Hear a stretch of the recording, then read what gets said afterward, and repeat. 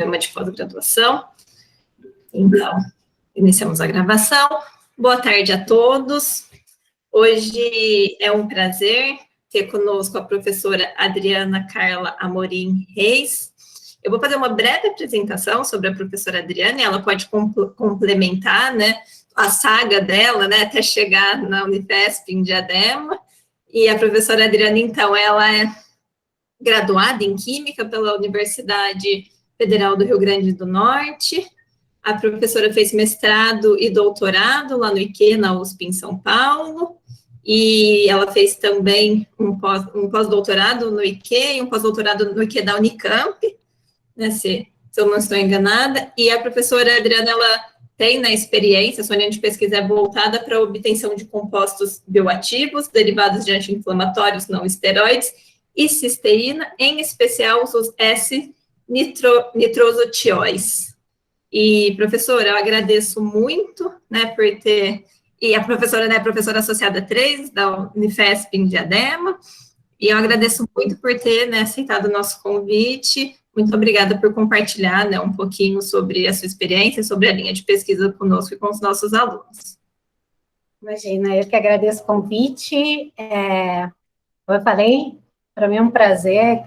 Já estava devendo esse seminário há muito tempo, né, o professor Sérgio Allenbeck, mas espero mostrar para vocês um pouquinho do que a gente faz lá no campus e que seja interessante, né, que vocês gostem.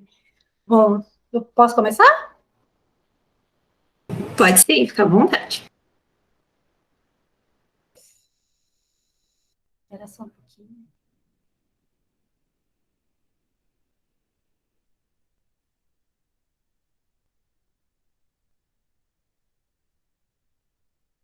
Esqueci de abrir a janela. Aqui.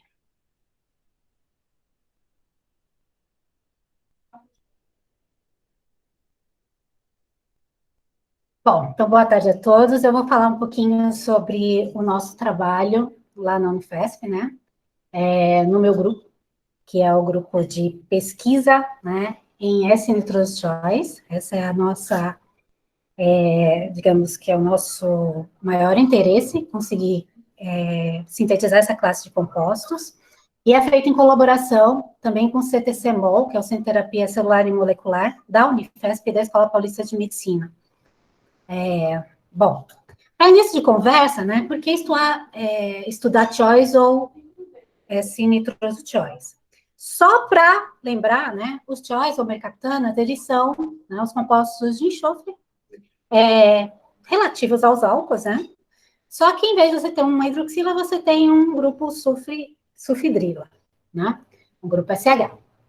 Em termos de propriedades, né, vou falar também muito rápida, eles são ácidos quando a gente pensa, né, e relaciona com os álcoois.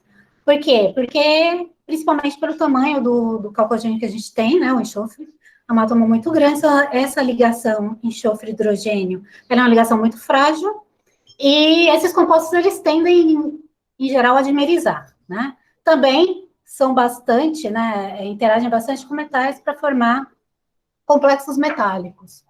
Em termos de pontos de ebulição e solubilidade, em relação aos álcools, eles têm um ponto de ebulição bem mais baixo. Por quê? Porque no caso dos álcools, a gente sabe que as forças intermoleculares que estão presentes são as ligações de hidrogênio, são forças intermoleculares fortes. E no caso dos choice, a gente tem interações de Van der Waals, que são bem mais fracas, né? Porque a gente não tem formação de ligação de hidrogênio entre as moléculas dos choice. E também são menos solúveis em solventes polares, né, do que os álcools. Quando a gente pensa em tiol, né, a primeira coisa que que vem à nossa cabeça é a questão do forte odor né, odor que ele tem. Bom, realmente os tiols, por exemplo, o metanothiol, ele é utilizado, né, como, por exemplo, um sinalizador no gás de cozinha, né, no metano. Desculpa, no butano. O butano não tem odor, então eles usam o metanothiol para poder ser um sinalizador em caso de acidente, né? A pessoa sente o cheiro. O cheiro do suor humano, né? Na verdade, quem é responsável pelo o cheiro é a 3-metil, o 3-metil, trisulfonilhexanol, né? Que é esse tio álcool. Só que nem só de cheiro ruim, né? Vivem os tióis. A gente tem, por exemplo, o cheiro do café torrado, né? Também vem dessa mercaptana, né? Desse furano, contendo um grupo tiol, né? E a gente tem também a mercaptana da toranja, né? Então, o cheiro da toranja, o odor da toranja também advém dessa mercaptana, desse tiol. Bom, nosso foco... Ana, deixa eu Oi. interromper. Você está seguindo os slides? Porque para mim está parado no primeiro slide. Tô. Não tá passando? Ah, para mim também tá, vou parar. Acho que não tá no modo apresentação, seu PowerPoint, Adriana. Nossa, mas estava, peraí. Eu até saí porque eu achei que o problema era no meu aqui, mas não é. Como não é... Vê se tá Tá no modo passando. apresentação. Tá passando? Não, a sua apresentação tá congelada. Espera só um pouquinho. Se tiver muita figura, geralmente congela mesmo no modo apresentação. Ah, então eu vou tentar compartilhar a tela toda. Peraí, deixa eu ver se vai.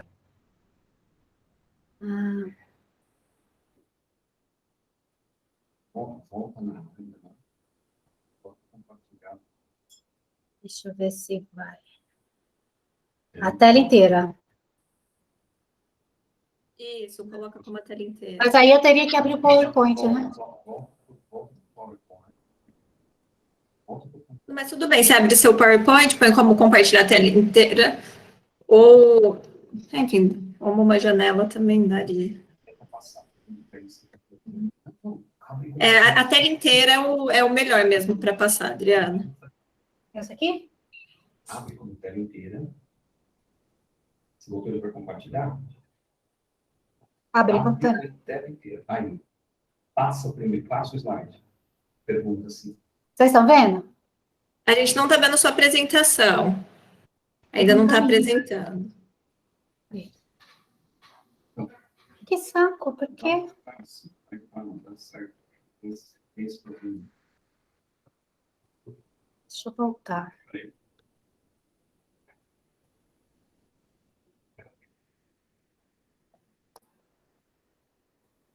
Tá aberto. Sim. Então, vai programa. Aí abre ele. Mantém essa mensagem aí. Abre ele para coisa. Tela inteira.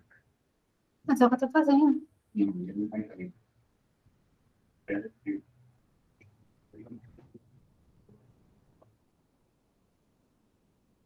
Agora vai. Vocês estão vendo? Estamos, mas ainda não está o PowerPoint em modo apresentação. Não? Não, clica no... você estava em cima do botãozinho do PowerPoint para clicar. Vai lá embaixo. Não, mas eu cliquei. Eu cliquei e ele não tá entrando? Não, mas não nesse que você está, no outro que você estava antes. É a direita. O último da direita. Isso, Isso. clica nele. Não tá aparecendo? Não. Não. Eu sugiro você gravar em PDF a apresentação e apresentar como PDF no Acrobat. Pode ser. Foi? Não foi. Não, eu vou salvar em PDF, só um pouquinho. Que coisa chata. Acontece, Sabrina. Fica tranquila. Está em casa. Isso. Mas Eu é tentei antes. coisas do modo virtual. Isso acontece presencialmente também, né? Não só no Exato. virtual. Vamos lá. Ah, mas tem uma parte tão bonitinha que é um vídeo, vocês não vão ver. Vão ter que acreditar em mim. Adriana, quer tentar também me mandar a sua apresentação? Eu posso apresentando e eu vou passando os slides para você também. É uma opção. Você quer que eu mande para você por e-mail? Eu Será que salvei vai? Vamos ver aqui, eu salvei no PowerPoint.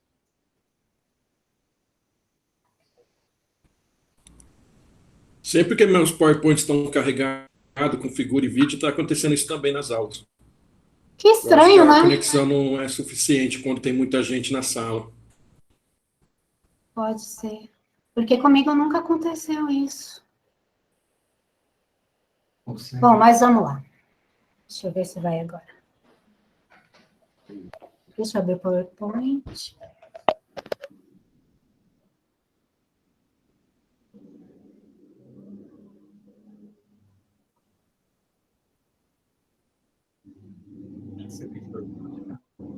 Vou pedir. Então faz o seguinte, passa para eles. Vamos lá, eu vou tentar compartilhar o PowerPoint mesmo. Depois, qualquer coisa, eu mostro o vídeo no final. Vai, agora vai uma coisa, vai na tela. Fica.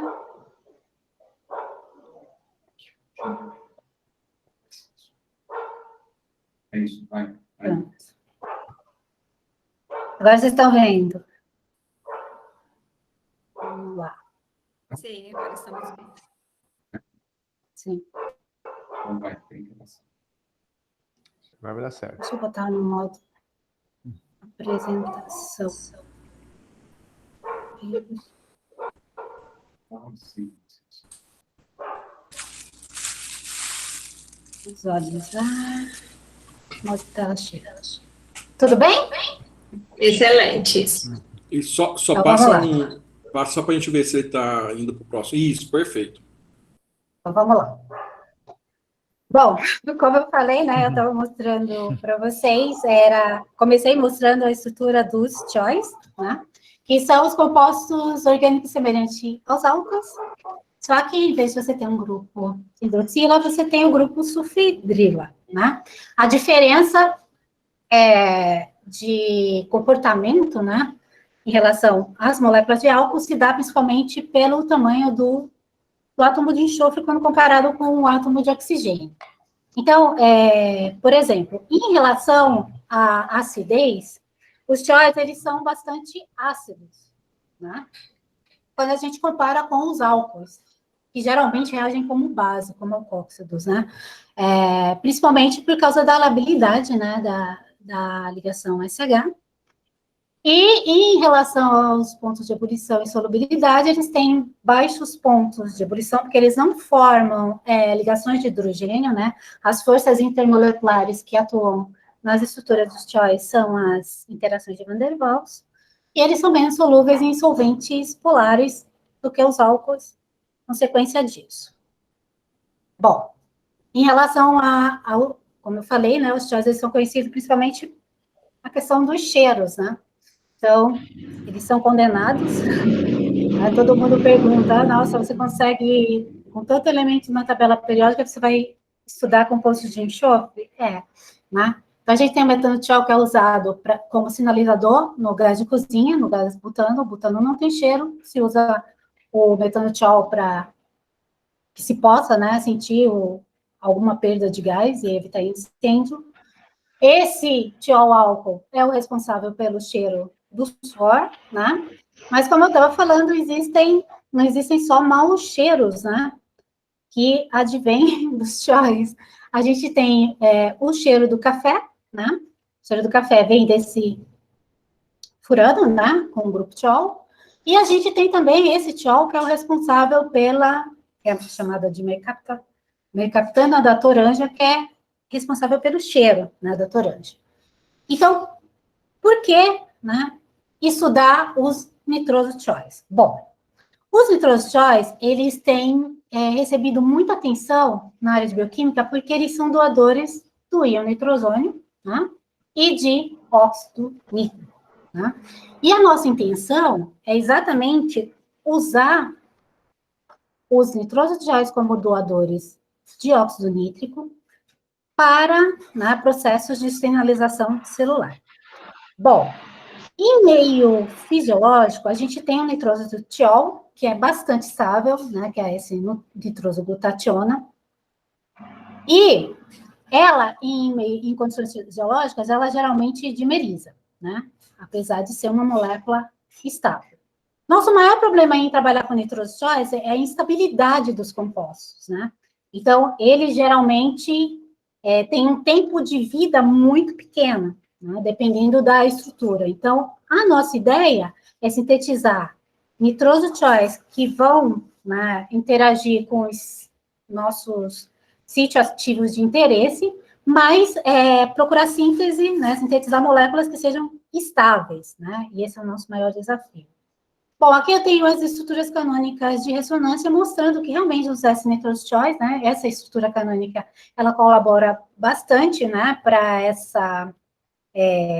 afirmar essa propriedade do óxido nítrico, né, porque aqui a gente vê que a gente tem um íon nitrosônio realmente numa das estruturas de ressonância.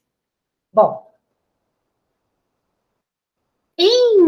no organismo a gente tem atividades, né, que são dadas, né, já são bem conhecidas, que partem, né, de S-nitroso-choice.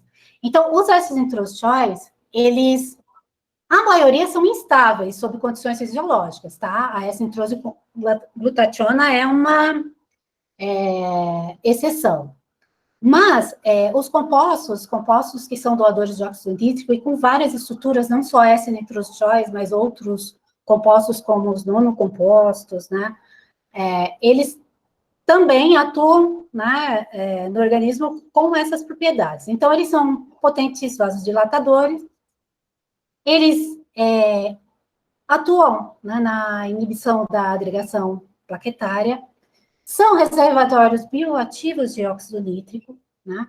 Também atua no transporte circulante de óxido nítrico a longa distância, e ele é encontrado também no plasma. Eles são encontrados também no plasma.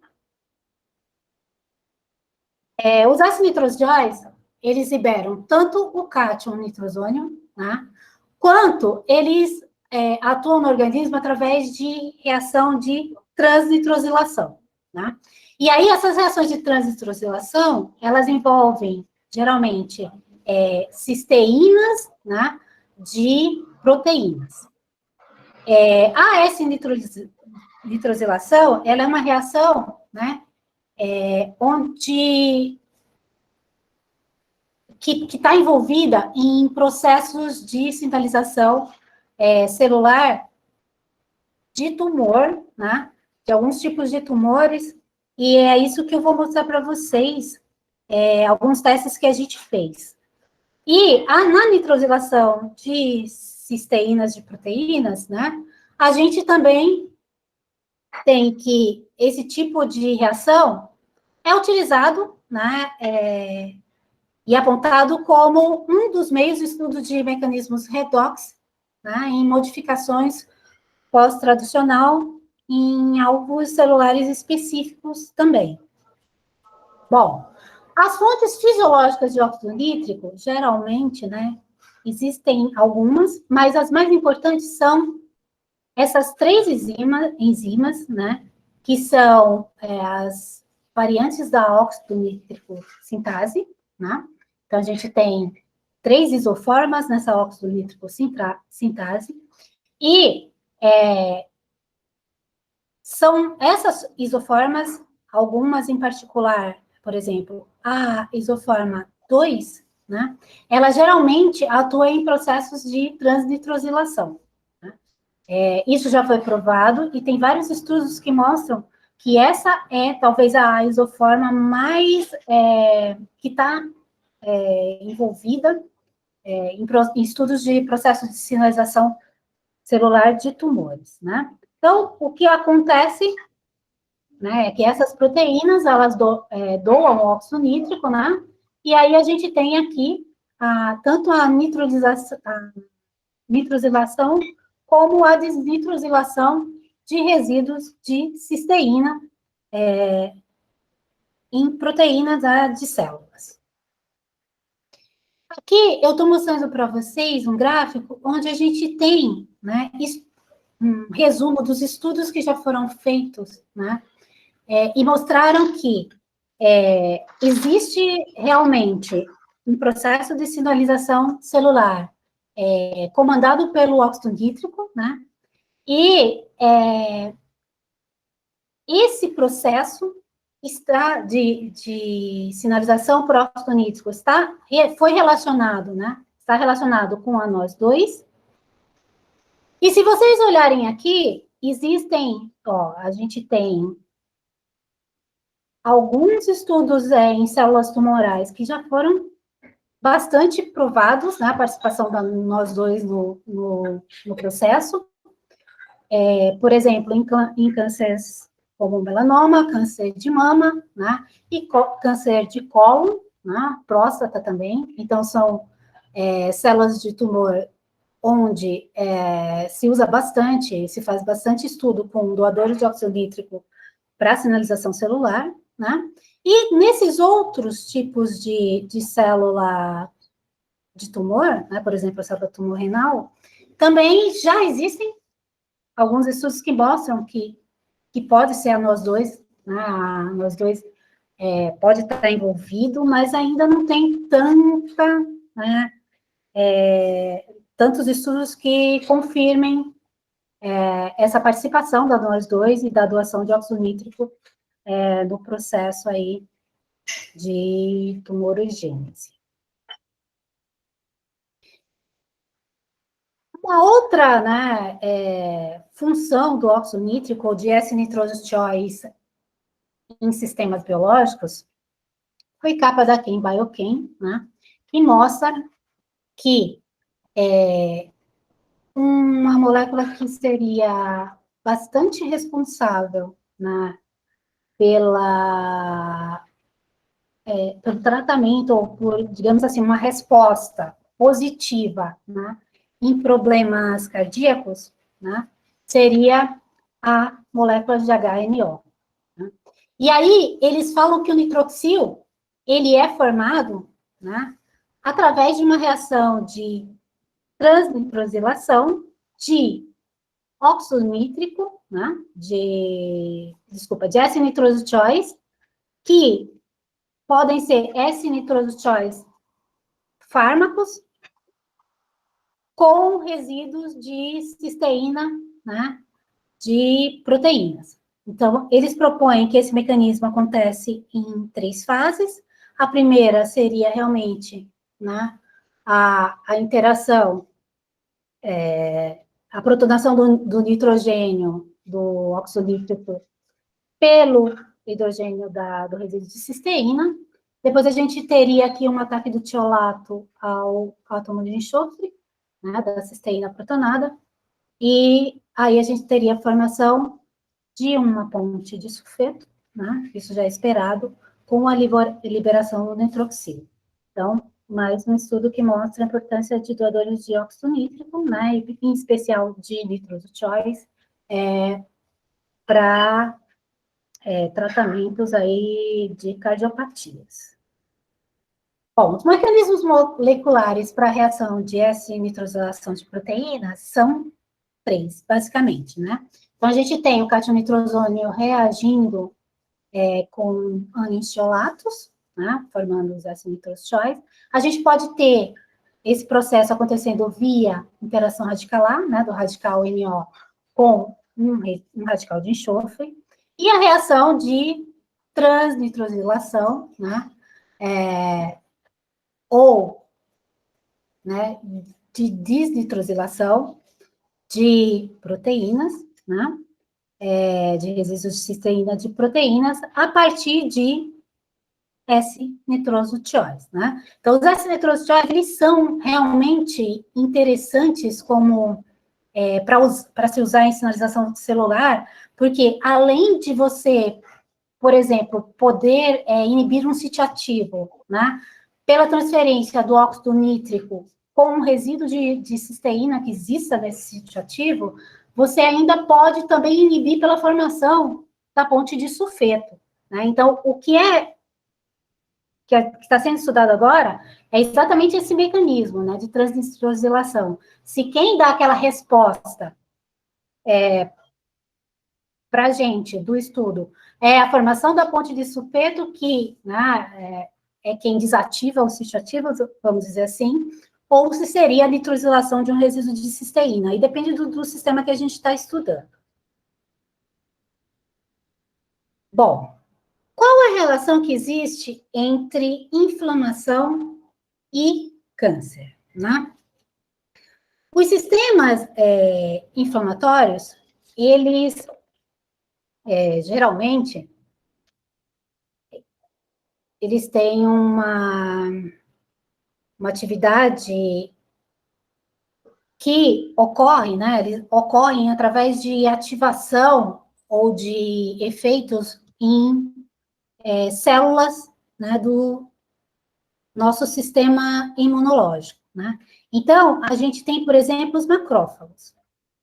Macrófagos são células do nosso sistema imunológico e são, né, estão bem associadas a processos de inflamação.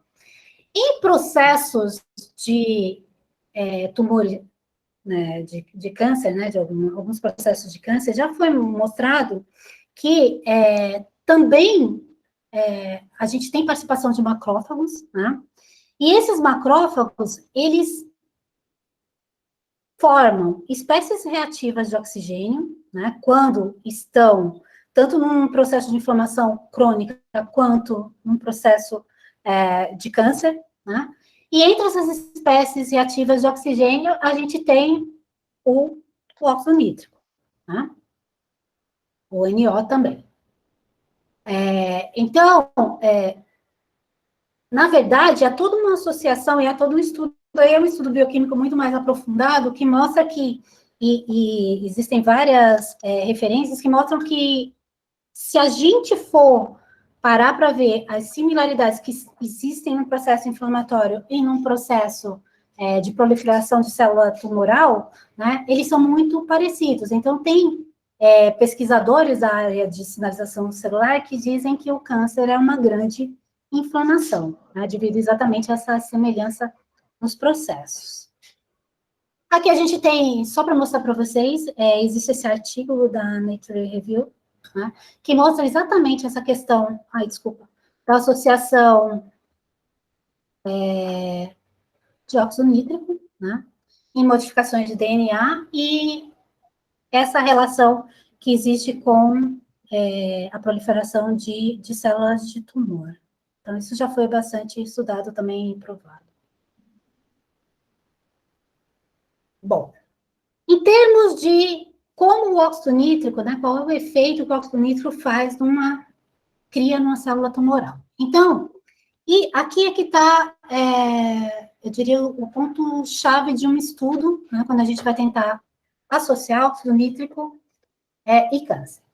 Então, já foi visto que em concentrações fisiológicas, o óxido nítrico, ele atua, né, na progressão de tumores, levando à formação de metástases. Só que vários estudos já mostraram que em concentrações suprafisiológicas, a gente tem regressão tumoral e até mesmo inibição de metástase, né? Então, isso vem sendo estudado, isso tem sido bastante, e esse mecanismo geralmente envolve DNA, né, o DNA da célula, vem sendo bastante estudado e usado, né, já em várias fases, em estudo de potenciais quimioterápicos. Mas aí, qual que é a concentração exata, né? Então, a dificuldade de estudar a biologia, né, do câncer relacionada à interferência do óxido nítrico no processo tumoral está exatamente aí, em acertar a dose, né? Porque o NO, em concentração fisiológica, ele é ruim para o tumor, mas em supras fisiológicas, né, ele pode levar à regressão, só que não pode ser aí uma quantidade muito grande, porque aí a questão fundamental é acertar a dose, né? Bom, existem doadores de óxido nítrico que já são bastante estudados, né, em sinalização celular. Acho que os mais famosos são a GSNO, né, que é a S-nitroso-glutationa, e a S-nitroso N-acetilpenicilamina, mais conhecida como SNAP, né? Esses são os dois nitrosóis que são, digamos assim, os carros-chefes de estudo, né, em biologia do câncer, de transnitrosilação, né, a partir de nitroso choice. Mas a gente também tem, por exemplo, nitroprussiato de sódio, que é bastante usado em estudos, principalmente relacionados à hipertensão, né? A própria, o trinitrato de glicerina, né? E uma série de compostos que tem sido muito estudada, e a gente até faz alguns estudos nessa área, são esse nitroso choice, derivados de anti-inflamatórios não esteroides, né? E aqui a gente tem o primeiro que foi sintetizado, que é a S-nitroso-aspirina. Bom, entrando agora no que a gente faz. Nosso trabalho, no meu laboratório, ele é um trabalho de síntese e de estudo, né, da conformação estável de S-nitroso choice. Em colaboração com o pessoal do CTC-MOL, a gente está fazendo testes, né, desses nitroso choice que a gente sintetizou, de algumas classes, e a gente está tendo resultados bem promissores. Vamos começar primeiro falando da síntese desses compostos, como é que a gente sintetiza, e como a gente faz o estudo das conformações mais estáveis. Bom, esse trabalho, né, foi um dos últimos que eu publiquei, envolvendo estudo de síntese e conformação de S-nitroso choice, né? Esses S-nitroso choice são classes de ésteres, né, são ésteres derivados de anti-inflamatórios não esteroides. Bom, aqui estão as estruturas dos compostos, né? Então, eu fiz vários derivados de ácido fenil acético, né? E derivados de ibuprofeno e do naproxeno. A nossa rota de síntese, né? A gente partiu desse S-nitroso álcool, né? Uma outra coisa que a gente tentou ver quando a gente desenhou a estrutura desses compostos era a similaridade com anti-inflamatório, não muda muita coisa, né, em termos de reatividade, os ésteres, e a gente se atentou para tentar sintetizar nitrosatióis que são terciários, tá? Eu não vou entrar nesse tipo de detalhe, porque eu não vou falar da estrutura, nem da parte físico-química da estrutura desses compostos. Mas os nitrosatióis terciários já é conhecido que eles são mais estáveis do que nitrosatióis primários. Tanto que o SNAP, que é um nitrosatiol terciário, é o composto mais usado em testes de sinalização celular. Então, a rota de síntese que a gente sintetizou os compostos partindo desse bromoéster, né? Preparamos o acetato, reduzimos tanto a carbonila do éster, né, quanto desprotegemos o grupo acetato com hidreto de lítio alumínio.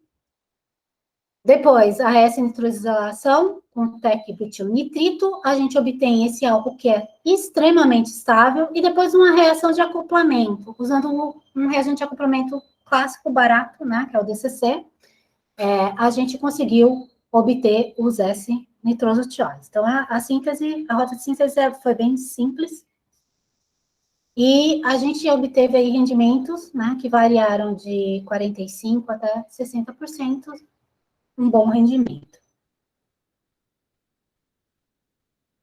Depois de obter os compostos, então, a gente partiu para estudar as conformações. Uma das técnicas que a gente usa para fazer análise conformacional é a espectroscopia no infravermelho, né? Fazendo análise de bandas de carbonila, aí, basicamente, essa técnica ela é muito utilizada para compostos carbonílicos, mas também você pode fazer análise de infravermelho com outras funções, mas para carbonila isso é bem interessante, porque se o composto ele tem mais de uma conformação, a gente consegue ver mais de uma banda de carbonila, e essas bandas de carbonila, elas são relativas, elas têm relação com as conformações, né, que a gente espera que esses compostos possam vir a ter. Então, como é que a gente faz? Uma outra maneira seria fazer através de estudos de ressonância magnética nuclear, né, deslocamento químico, de espectros de hidrogênio, principalmente, E esses estudos são feitos com variação de polaridade do solvente, né? Então, a primeira coisa que a gente fez foi fazer os espectros de infravermelho dos compostos, né? E aí a gente faz a deconvolução analítica da banda da carbonila.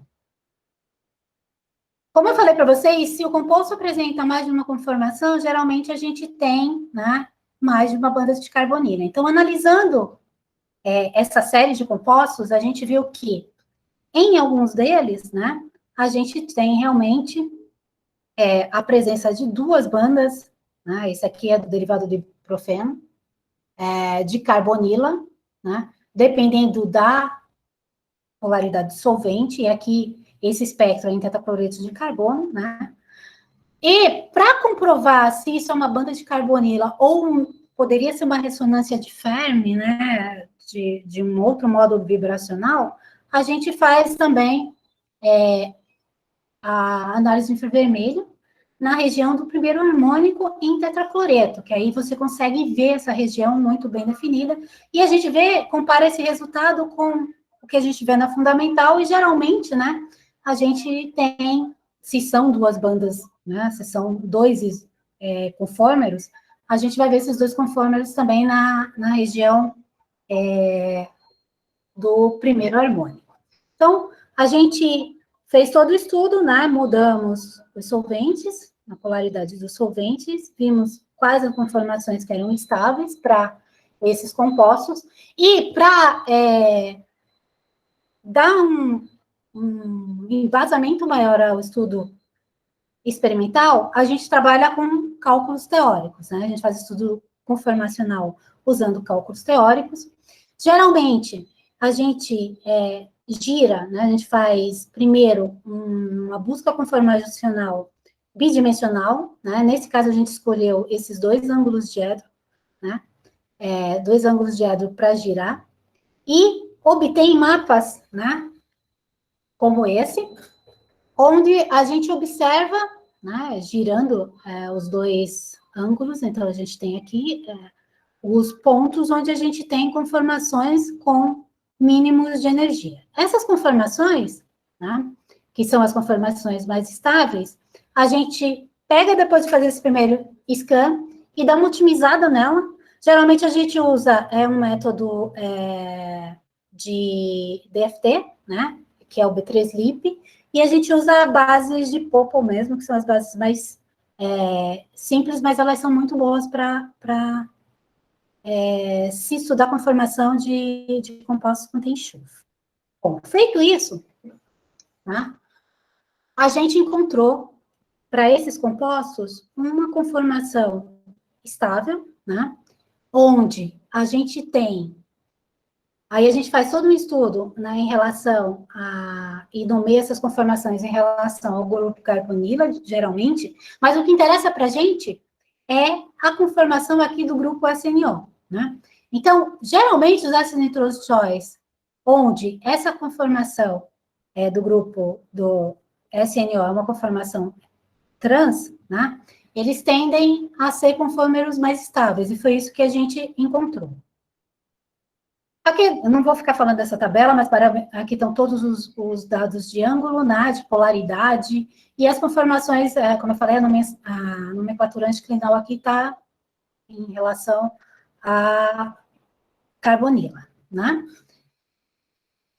A gente viu que essas conformações mais estáveis, né, elas são mais polares, isso é interessante, né, esse tipo de dado é interessante quando você vai pensar por exemplo, em colocar uma molécula dessa num alvo específico, numa docagem, né? Então, essa questão da polaridade tem muito a ver com a polaridade do meio, né, biológico, se você vai fazer uma comparação de estudo nesse sentido. E a gente viu também, né, um outro fator importante é que essas conformações estáveis dos compostos, elas são estabilizadas principalmente por ligações de hidrogênio intramolecular, né, entre os átomos negativos e os hidrogênios da estrutura da molécula. Isso sempre nessa porção, né, relativa ao éster. Depois a gente fez, né, ainda uma busca, rotacionando agora o ângulo que envolve exatamente o grupo SNO, né? Para ver se realmente aquela conformação estável que a gente achou, onde o grupo SNO ele está na conformação S-trans, realmente é mais estável. Então, a gente fez uma segunda busca e a gente viu que realmente os mínimos de energia correspondem àquelas conformações, né? Não houve variação nenhuma. E, por fim, né, o que a gente faz são os cálculos que a gente chama de NBO, que é de interação de orbital molecular, para ver quais são as interações eletrônicas que estabilizam essas moléculas, né? Principalmente, o nosso interesse é que esse grupo SNO seja um grupo estável. Nossos compostos são compostos estáveis, né? Então, eles são compostos estáveis. Mas, se eu quero usar ele como liberador de óxido nítrico, essa ligação aqui, ela tem que ter uma certa estabilidade para manter o composto estável, mas, né, ela tem que ser uma ligação, né, estável até certo ponto, porque eu quero que o óxido nítrico seja liberado no meio né, de cultura, no meio que eu vou analisar. Bom, aí a gente viu que esses compostos, eles também são bastante estabilizados, né, pelas interações entre o par de elétrons do oxigênio e do óxido nítrico, né, e o orbital sigma antiligante da ligação SM. Então, achamos todas as interações eletrônicas e orbitalares que estabilizam a conformação do composto, e assim a gente sabe que, dependendo de em que meio a gente está, a conformação que a gente espera esse composto preponderantemente ter, né? A gente sabe que a interação com o sítio biológico, ela não segue muito uma análise, né, teórica ou uma análise em solução de moléculas sem nenhum tipo de... A gente tem muitos pontos de interação, né, com densidades eletrônicas diferentes. Então, mas essas moléculas e essas conformações estáveis, elas geralmente nos dão, num mapa de potencial eletrostático, né, um belo indício para a gente comparar esses compostos com fármacos ou que já são utilizados, né, para inibir aquele sítio ativo do que a gente está estudando. Preparamos atualmente a gente continua trabalhando com os derivados de anti-inflamatório não esteroides, né? Atualmente a gente está trabalhando esses compostos, né, onde a gente tem aqui, ó, são amidas, né? Mas a gente também tem dois compostos, né, prodrogas que são S-nitrose choice, que a gente já sintetizou, caracterizou e viu a estabilidade. Aqui a gente tem os choice, mas a gente fez a S-nitrosilação deles já. E é aquilo que eu falei para vocês, como isso é um nitrositol primário, a gente não tem tanta estabilidade nesses compostos. Mas é um ponto inicial para a gente pensar em acoplar, né, derivados de cisteína e penicilamina, protegidos ou não, dependendo dos grupos, né, que a gente queira, em anti-inflamatórios. Esses compostos foram estudados a atividade deles, inibidoras seletivas de COX-2, né, mas a gente tem resultados muito bons, e a gente está finalizando esse estudo para fazer uma associação também entre a atividade inibidora de COX com alguns tipos de célula de tumor.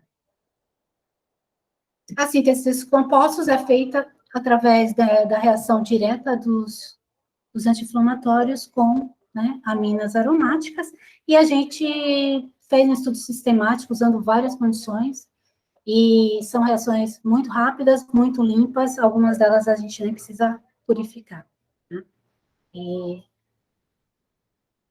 um método, tem sido um método bem interessante para sintetizar esses compostos.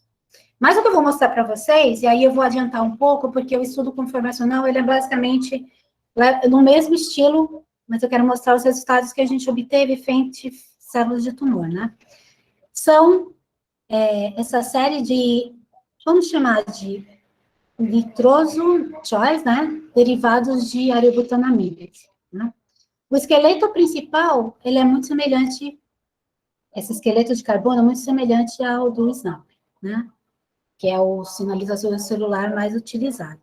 Então, a gente sintetizou essas séries de enariobutanamidas. Aqui foi o primeiro trabalho que a gente fez, sintetizando 4 compostos. Esses 4 compostos a gente sintetizou, né, usando a penicilamina, fazendo uma reação de ciclização, né, e proteção com anidrido acético, né, formamos essa acetilolactona intermediária, que reagimos diretamente com adilinas, né,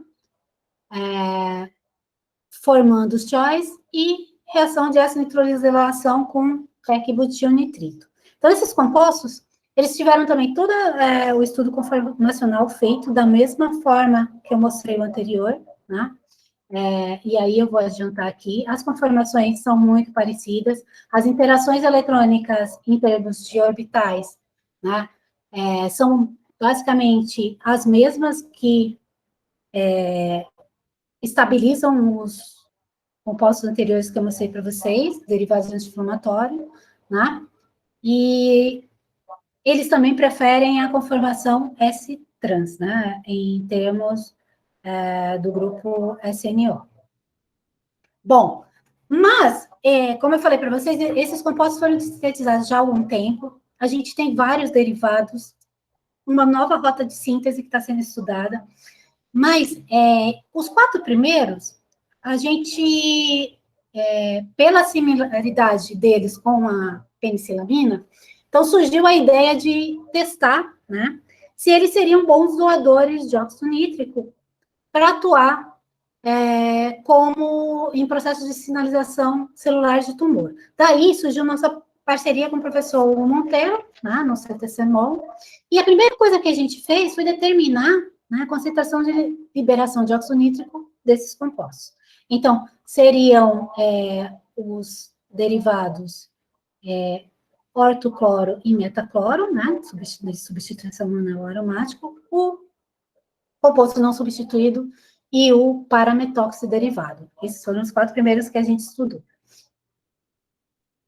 A gente viu que, pelo método de Saville, que é o mais conhecido para a gente ver estudar a liberação de NO, né, que os compostos que tinham cloro na sua estrutura, tanto o ortocloro quanto o metacloro, eles doam uma quantidade muito maior de óxido nítrico, né, são melhores doadores de óxido nítrico, e se a gente for comparar com os dados teóricos, a gente vai ver que eles são os que têm a ligação SN maior, né, então tem toda uma correlação.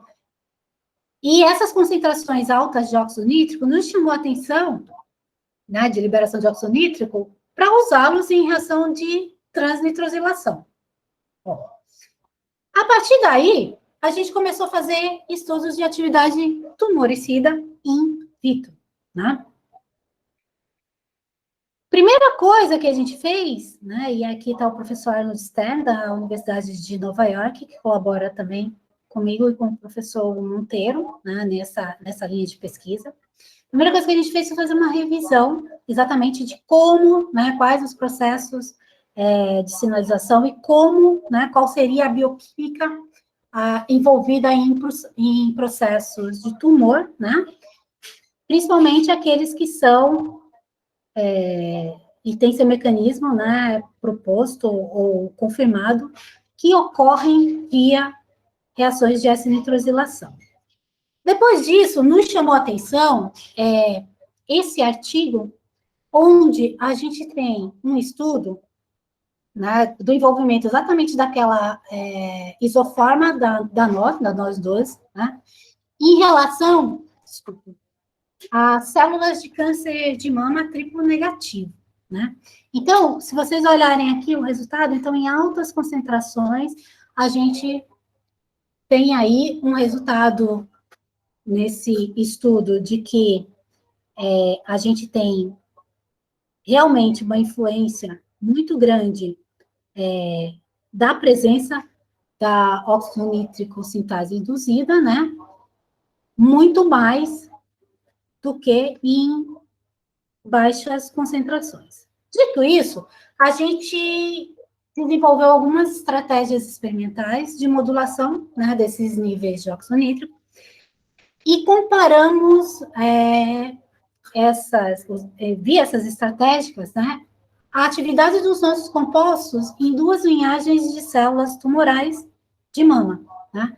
A linhagem MCF7, que é um câncer de mama do subtipo luminal A, e essa linhagem, que é a MDA, MB231, é um tipo de câncer de mama triplo negativo, bastante agressivo, né?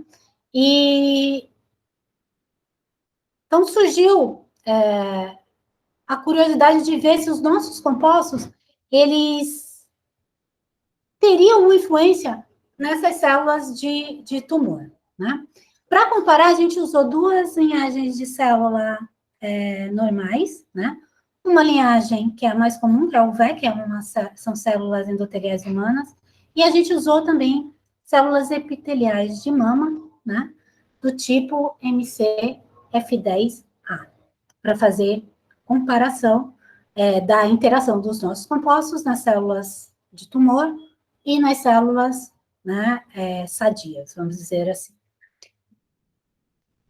O que a gente fez, a princípio, né, o nosso design experimental foi fazer, né, a adesão e multiplicação das células, tratar com concentrações diferentes dos nossos compostos.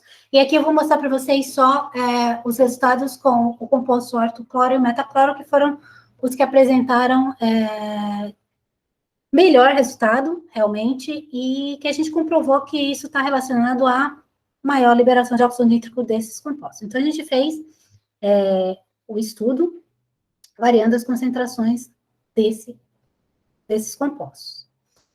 O primeiro estudo que a gente fez foi um estudo de contagem celular para ver a questão da toxicidade desses compostos frente tanto às células sadias, né, quanto às células tumorais. Então, se vocês olharem aqui, a gente tem a concentração do composto metacloro, 25, né, aquela concentração de 25, aqui 50, o orto, ó, né? A gente usa, geralmente, água oxigenada, a gente está falando de processos de oxidação, né, de estresse oxidativo, então a gente usa a água oxigenada como padrão. E se vocês olharem, ó, nas células, que são as células não, né, tumorais, a gente vê que não tem tanta influência, a gente não vê tanta mudança na concentração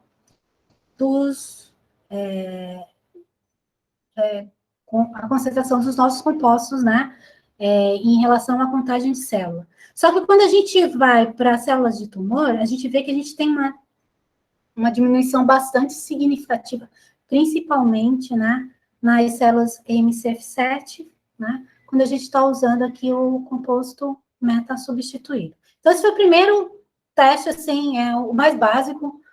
E, a partir daí, a gente foi fazer um teste realmente de contagem de células vivas, né, e usando marcadores de apoptose por citometria de fluxo.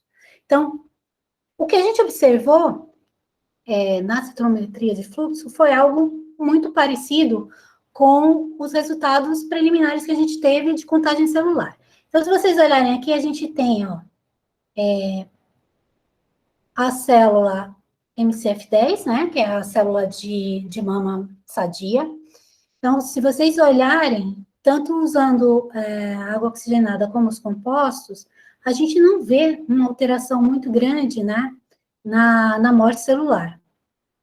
Quando a gente passa A não ser quando a gente usa a água oxigenada, que aí aqui, exatamente quando essa mancha nesses quadrantes, para quem não sabe, mostra a gente está fazendo um indicador de morte por apoptose. Então, a água oxigenada mata essas células por apoptose, mas os nossos compostos, a gente não vê esse perfil, né, na célula normal. Quando a gente vai para células de tumor de mama, né, não, desculpa, aqui é o VEC também, a mesma coisa, ó, só água oxigenada que mostra que você tem uma morte celular, e aqui o gráfico corrobora com isso, né, por apoptose, quando você usa concentrações diferentes, tanto da água oxigenada quanto dos compostos. Nas células de tumor, a gente vê já um comportamento um pouco diferente. Ó, aqui a gente tem o padrão da água oxigenada no tumor de mama MDA MB231. Existe um padrão de morte celular quando a gente coloca essa célula de tumor em meio de água oxigenada, né? E nos nossos compostos, a gente viu que tem uma grande, né, resposta de morte celular, e isso, né, condiz aqui com a resposta que a gente teve do primeiro ensaio, principalmente em concentrações mais altas do composto metacloro. Nas células de tumor triplo negativo, né, a gente também vê um resultado parecido com algo, né, de morte celular por apoptose, só que esses gráficos aqui, eles não deram um indicativo tão positivo para a gente, né, mas parece sim que os tumores estão morrendo via um processo de apoptose.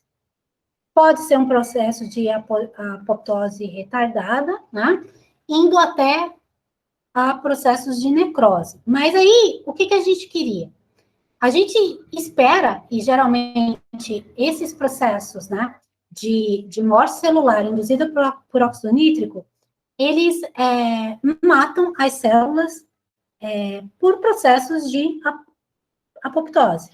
E aí, aqui vinha o filminho bonitinho que eu ia mostrar para vocês. A gente fez um vídeo, né, de microscopia, onde a gente vê exatamente, aqui a gente tem as células, né, do tumor, da MCF7.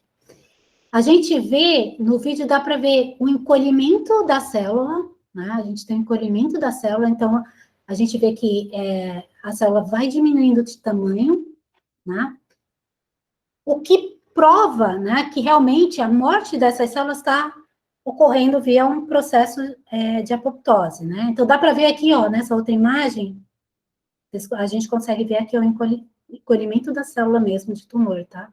E aí, isso aqui esse encolhimento leva a um processo de apoptose. Então, descobrimos que esses compostos, né, eles podem ser, né, são bem promissores para atuar na morte dessas células de tumor de mama. Ainda, né, a gente fez um teste de citometria de determinação dos níveis intracelulares de óxido nítrico. Então, assim, o óxido nítrico, ele está realmente entrando na célula? Então, indica que sim, né? Então, vamos medir os níveis de óxido nítrico dentro dessas células. Essas medidas, né, mostraram para a gente que, tanto nas concentrações dos compostos, né, dos nossos compostos, as células normais e o controle com água oxigenada, né, não mostram uma variação tão significativa. Porém, quando a gente vai para as células de tumor, ó, tanto o controle quanto, dependendo da concentração dos nossos compostos, a gente tem um aumento significativo da concentração de óxido nítrico dentro da célula. Qual que é a nossa dúvida agora, né? E o que a gente está estudando? É uma reação de transnitrosilação que está levando à morte tumoral, ou a formação de ponte de sulfeto, ou os dois, né?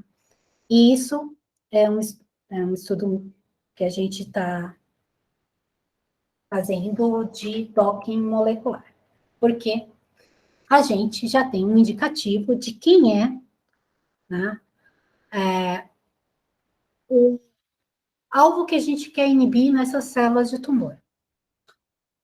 Essas células de tumor, elas têm uma quantidade muito grande de tiorredoxina presente, né?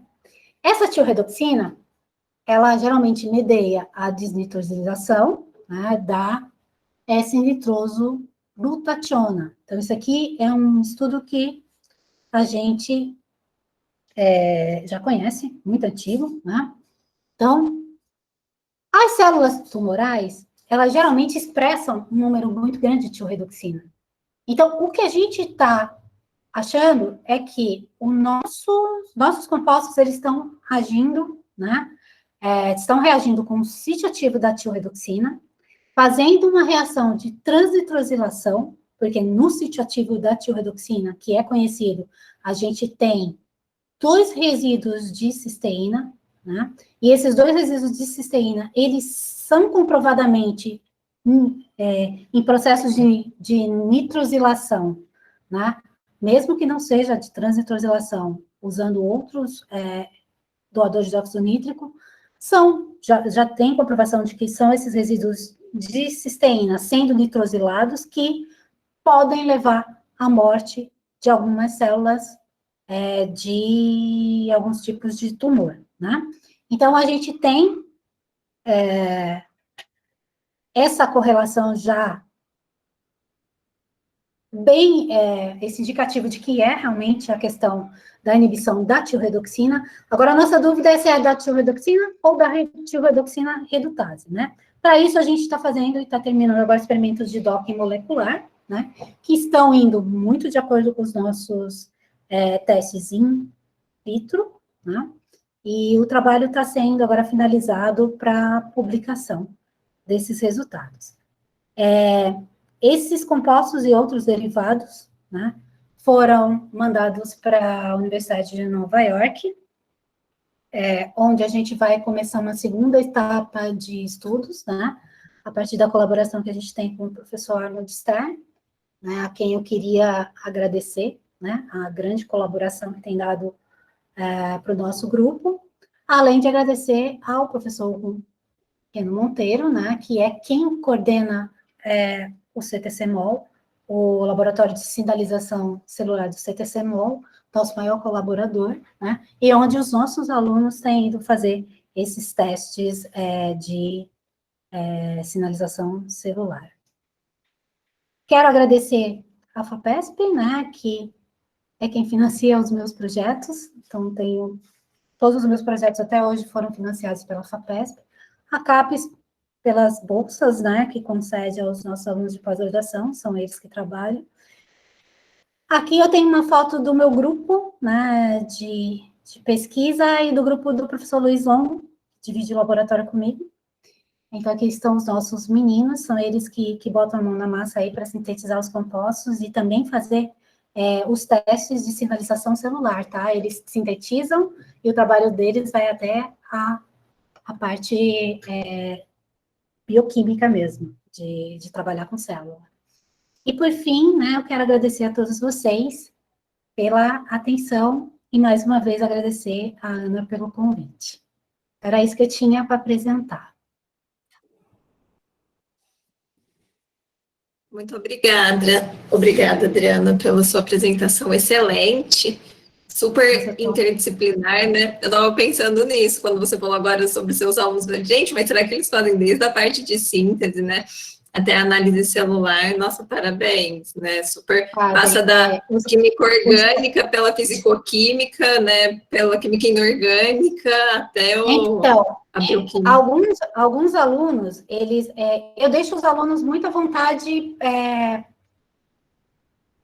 que eles gostam mais de fazer. Então, assim, alguns alunos, eles trabalham com a parte de síntese e estudo diagnóstico informacional, que aí vai a parte de fisicoquímica orgânica, cálculo teórico, e fazer... Outros alunos, eles já são mais interessados na parte de bioquímica, né? Na parte bioquímica, de fazer os testes de sinalização celular. Então, eu tenho trabalhos que envolvem só a parte de síntese e de sinalização celular, e tenho trabalhos que envolvem só a parte de síntese e estudo conformacional. Mas os alunos de mestrado, eles geralmente fazem as 3 coisas. Muito legal, muito bom. Então, vou abrir, né, para as questões. Não sei se os alunos têm alguma pergunta. Gente, vamos fazer perguntas também, os alunos. Afinal, o seminário é para vocês, né? Nós estamos aqui só como convidados. Enquanto eles vão criando coragem aí, né, enquanto eles vão respirando fundo, vamos... Vocês querem que eu tire a apresentação? Acho que talvez fique melhor, né? Tá bom. Sim, você vai poder ver a carinha de todo mundo, pelo menos daqueles corajosos que vão abrir aí as câmeras. Professores, por enquanto, né? Eles estão intimidados ainda, tem que começar a incentivá-los a abrir as câmeras e fazer aí as questões, né? Eu achava que virtualmente ia ser mais fácil, né? Dessa meninada perguntar. Adriana, eu tenho uma curiosidade, na verdade, né? Tenho 2 curiosidades, né? Primeiro, parabéns, né, pelo trabalho, realmente, né, vai desde lá da físico-química orgânica, né, até realmente uma aplicação numa área aí de interface, né, já com a medicina realmente, né, uma área aplicada. E isso é bem interessante, né? Principalmente aí para mostrar para os alunos, né? Enfim, a pesquisa básica fundamental é imprescindível, né? Para suporte depois de design de novos materiais, de novos fármacos, né? Sem a parte inicial lá de físico-química orgânica, da parte teórica, de simulação, quer dizer, você não chega no resultado, não chega lá na aplicação nas células, né? E aí, as minhas 2 são curiosidades, tá? Então, parabéns pelo trabalho, né? Lindo trabalho, importante, né? E aí dá um orgulho aí para a pesquisa brasileira, né? Colocando aí como destaque também. E, Adriana, você falou que no início dá para ver se você tem mais do que uma conformação formada, normalmente você usa infravermelho. E aí na verdade, a minha curiosidade é Raman, se você usa Raman também, e se não seria até mais fácil. Não, para ver conformações de compostos carbonílicos, o melhor método é o infravermelho mesmo, né? Mas, assim, tem que ser composto carbonílico que tem uma carbonila só, senão... Não, a gente tem também estudos feitos com Raman, né? Principalmente por causa da questão da presença do óxido nítrico, né? Sim. Eu faço isso em colaboração com o professor Norberto, que é especialista em Raman, né? Uma das ciências. Dá para ver, sim, dá para fazer estudo conformacional via Raman, né? Mas, assim, na minha pós-graduação, eu trabalhei sempre com infravermelho, sempre trabalhava com compostos carbonílicos, né? Então, infravermelho em solução, apoiados por cálculos teóricos. O pós-doc que eu fiz na Unicamp, no grupo do professor Rittner, eu fazia estudos conformacionais, mas não agora usando infravermelho, sim parâmetros de ressonância, né? Que dá para fazer muito bem. Então, esse método por infravermelho, ele é excelente. Porque é fácil, né? Simples. Se você tem composto carbonílico. Perfeito. Se você tem composto carbonílico. E dá para você fazer, assim, variar a polaridade de solvente, vários, né? Fazer em vários solventes e ver a questão de... Isso aí é uma coisa que já é bem estudada, bem consolidada pelo meu ex-orientador. Mas quando não é assim, a gente faz por ressonância. Então, tem métodos matemáticos próprios, né, para cálculos. Não deu para ver direito, mas assim, você usa sempre também depois o primeiro harmônico, né, para você poder diferenciar se não é nenhum pico lá de ressonância de Fermi. Isso. O que faz é que não deu para ver a escala, mas aí o primeiro harmônico A faixa de 3.000 é 3.200, 3.300, por aí, isso, né? é a banda da carbonila vezes 2, mais ou menos. Um pouquinho menos, tá ótimo. Tá. Não, aí Entendi. é mais para cutucar os alunos aí, para eles terem uma ideia. Né? Então, e esse daí é um interessante, indicativo né? E esse é um indicativo que você pode estar ali vendo com formações diferentes. Sim. Se você tem um padrão diferente na região do harmônico e na região do fundamental, então aí pode ser que não seja, né? Não sejam as conformações daquele só, pode ter algum outro tipo de, como ressonância de alguma Fermi, outra. Então, a gente sempre faz o harmônico. E minha última curiosidade é com relação à liberação de NO desses compostos. Se são também, eu não sei como que ocorre, se é naturalmente, né? Se precisa algumas condições específicas do meio biológico para a ocorrência, né, da liberação do NO, e se elas são fotoativadas. Então, se ocorre uma fotoliberação, né, com incidência de radiação ultravioleta ou visível. Então, aqueles últimos testes que eu não falei, né? A gente faz exatamente concentração de NO dentro da célula, é um método via ultravioleta. Tá. Né? Que assim. A liberação é sempre com a fotoativação. Sim, sempre com fotoativação. Então, a gente enxerga via... que eu passei, eu acho que eu estava passando muito do tempo, mas eu mostro a estrutura do composto que a gente coloca para ter... Sim, tem que ter. E todos esses compostos são todos fotoativados no ultravioleta. Você não trabalha com nenhum que é fotoativado no visível, por exemplo? Não, esses que a gente estudou até agora, que a gente vem estudando, não. Nenhum fotoativado no visível. A gente não viu, né?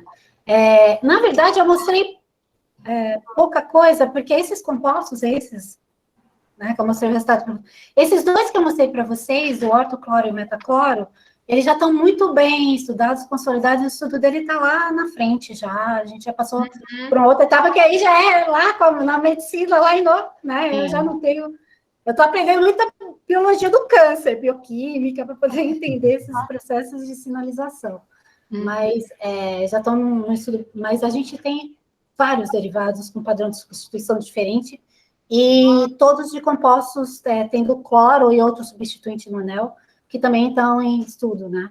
Mas como aí surgiu a possibilidade de uma patente junto com a Universidade de Nova York, então tem coisa que eu não posso apresentar ainda, né? E também tem coisa que não está muito... Esses resultados que eu estou mostrando para vocês aqui são os resultados que a gente tem certeza, né? Que a gente já confirmou, reconfirmou, refez, e a gente está escrevendo o trabalho agora para publicar. Então... E aí a minha dúvida, por exemplo,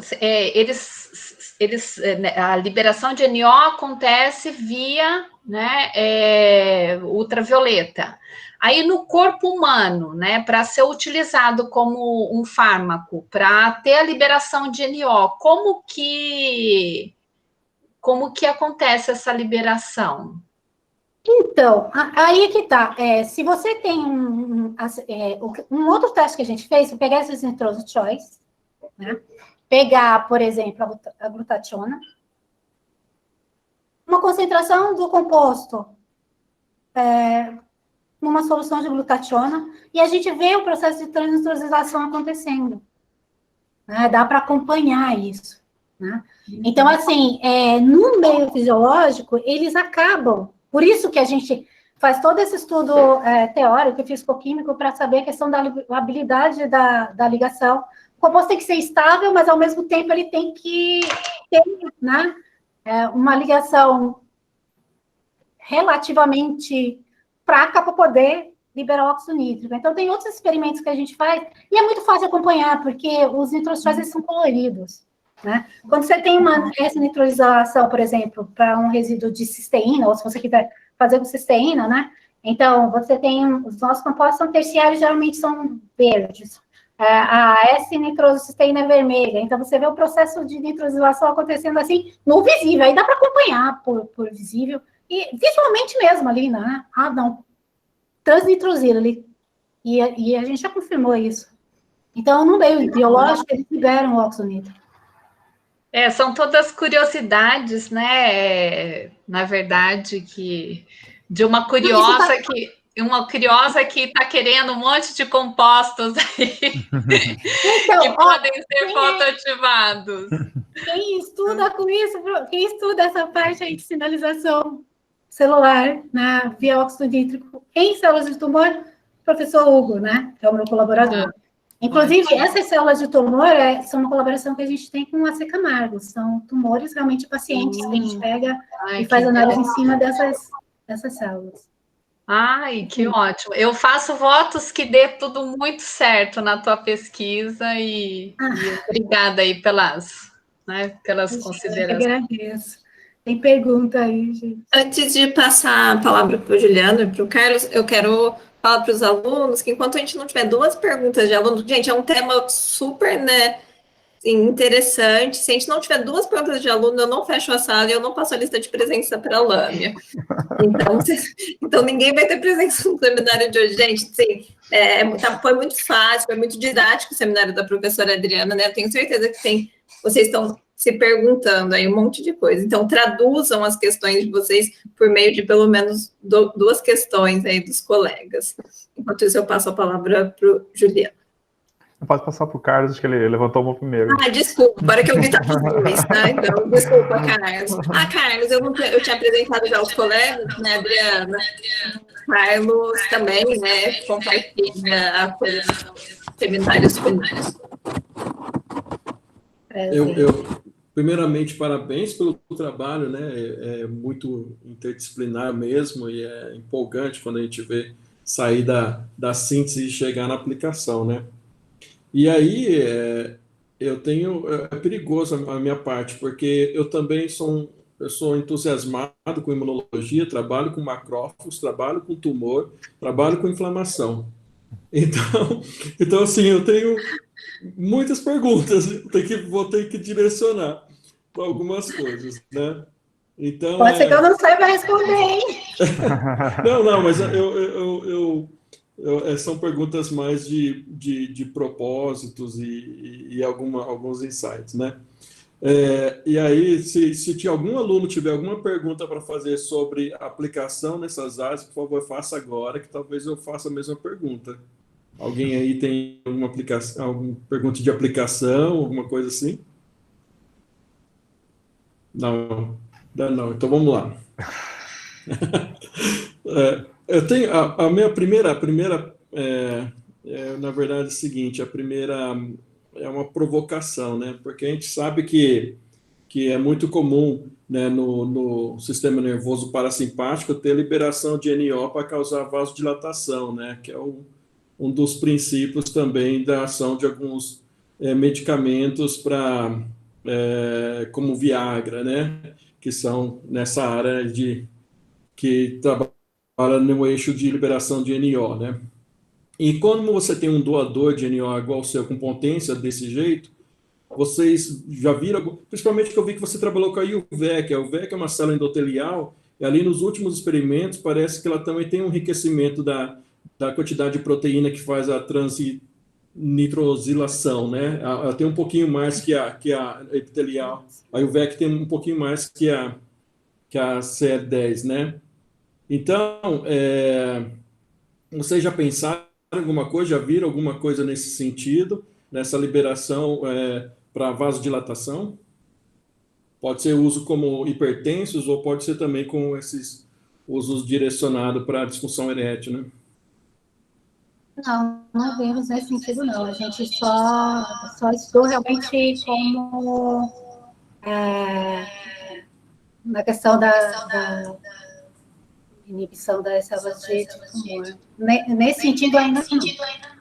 Porque talvez, não sei se vocês já chegaram em modelo animal, provavelmente vocês podem ver... A gente vai chegar agora. Talvez vocês vão ver como, talvez, efeito secundário, alguma coisa relacionada à pressão arterial por causa da vasodilatação, porque parece ser bem... Talvez vocês não estão procurando, mas ser capaz de achar alguma coisa assim correlacionada, e é um caminho legal também para trabalhar. Não tenho dúvida. É muito legal. E a parte quando você citou sobre a a inibição de ciclooxigenase 2, porque o sonho da farmacologia é conseguir melhores inibidores, porque a gente tem os coxibs que saíram saíram do mercado, né, porque eles faziam uma ligação irreversível com a COX. Depois nós tínhamos outro, e também ele poderia ligar, nós temos os inespecíficos que ligam com a COX-1, que é constitutiva, ligando a COX-1, você tira o nível básico de prostanoides ali, então causa dano no trato, principalmente úlceras no estômago, né, porque ele para de proteger contra o ácido clorídrico que tem no estômago, né? Bom, e acontece várias coisas. Mas aí, quando você falou que ele inibe melhor a COX-2, como que vocês chegaram nessa conclusão que a COX-2 não é COX-1, é específico, não é? Vocês viram o produto, vocês viram a via dos ácidos araquidônicos aí atuando, ou... Temos as vias dos ácidos araquidônicos e, na verdade, existe um kit. Da Caimã, né? Da Caimã, a gente usou, e a gente... Isso foi a dissertação de mestrado do meu último aluno que defendeu, né? A gente viu que eles são inibidores seletivos de COX-2. Né? Não, isso é ótimo. Então, né? essa era a nossa intenção mesmo. E não eram nem os nitrosteóis, tá? Eram as próprias amidas também deram resposta positiva, né? As amidas precursoras. Os choice, né? Os choice. E agora os nitrosteóis a gente não chegou a fazer o teste, né? Usando esse kit da Caimã, mas a gente fez o teste de inibição usando esse kit, né? Um modelo então, experimental que o pessoal usa, né? Desculpa, eu te cortei. Estou falando, é um modelo experimental que a gente viu que nos artigos que é o que é usado para fazer essa comparação da inibição da COX. Então, vou deixar o convite. Se você quiser testar em vivo, a gente testa, a gente consegue fazer um modelo, tipo modelo com LPS, a gente faz uma imitação nos macrófagos mesmo, e eu consigo ver se está seletivo para COX-1 por 2, baseado nos lipídios que são formados, a gente vê na espectrometria de massa. Então, eu consigo ver se ele inibe mais, se ele pode ter inibido, por exemplo, está inibindo alguma sintase também, ou só na COX. Pode ser prostaglandina E-sintase, pode ser outra sintase, que geralmente os inibidores de COX podem inibir outro ponto abaixo no metabolismo do ácido araquidônico. Mas aí eu só fico um convite para você. Não, os resultados que a gente tem são bem interessantes, mas eu volto a falar, né? O máximo que eu cheguei foi dos testes aí com esse kit da Caimã. Eu posso até mandar para você os resultados que a gente obteve, e aí eu posso mandar os compostos, se só me dizer que foi o que você precisa, né?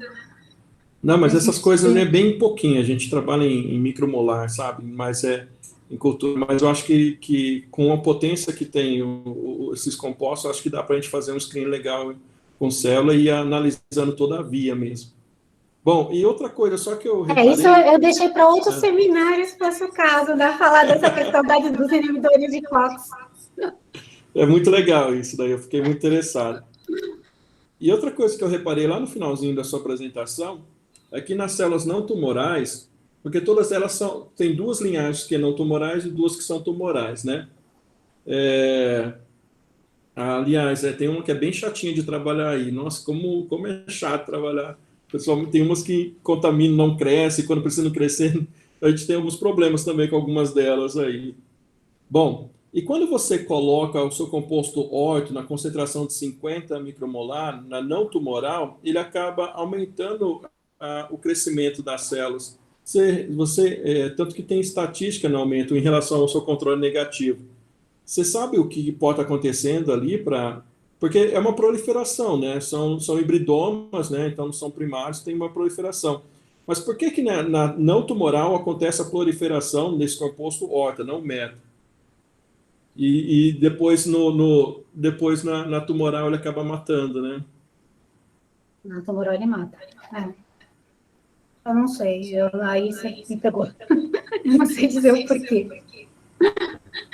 É interessante, porque pode ter a ver também com a expressão dessas proteínas que estão envolvidas aí, e talvez algumas delas, dependendo da quantidade que estão expressas e da sinalização, pode ser uma sinalização de replicação. nessas que não são tumorais. Enquanto isso, nas tumorais, ela deve ter tanta proteína que já fica citotóxico, né? Então, Isso, mesmo estímulo. isso aí a gente sabe que tem. Rico em tirredoxina, né? Células de tumor. Não, mas muito legal mesmo. Adorei seus resultados e é o que nem você falou. Cada pedaço dá para fazer um novo seminário para a gente aqui discutindo cada parte. Muito obrigado aí pelas respostas. Imagina.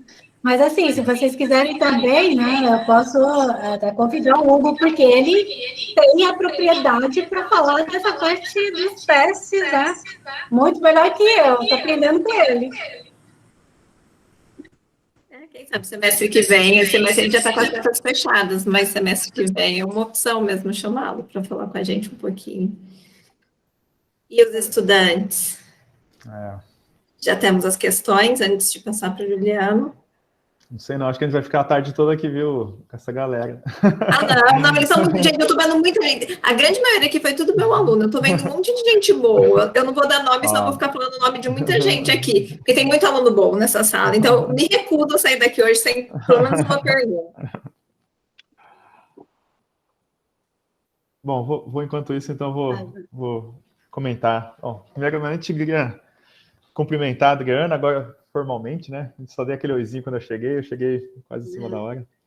Mas dizer que é um prazer muito grande te ver e aprender aí com o teu trabalho, muito bacana. Muito bonito mesmo o trabalho, bastante multidisciplinar, acho que isso é o que chamou a atenção de todo mundo, né? E é legal ver você aplicando, né, as coisas que você aprendeu, inclusive no doutorado, né? E caminhando, né, em coisas, né? Trilhando caminhos tão diferentes e tão, né? Assim, eu diria... Bem diferentes. Desafiadores, né? Para quem tem uma formação... Não, é verdade. Isso, mas na parte básica da química orgânica, né? Mas você vê que é uma coisa que a gente sempre fala para os alunos, né? Que as ferramentas básicas, né? Eu acho que já foi até comentado, né? O básico, né? Ele traz essa oportunidade. Então, não adianta nada a gente querer aprender a técnica mais avançada do universo se a gente não conhece o básico. Sem o básico, você não consegue fazer um trabalho como esse. O conhecimento básico de química orgânica, de bioquímica, te leva, aos poucos, a conduzir um trabalho, aprender mais, né? Então, é fundamental que a gente tenha esses alicerces bem estabelecidos. E aí, no teu trabalho, eu fiquei bastante curioso, tem um monte de perguntas também, assim como o Carlos, né? Mas eu vou focar em duas também, para não tomar muito tempo.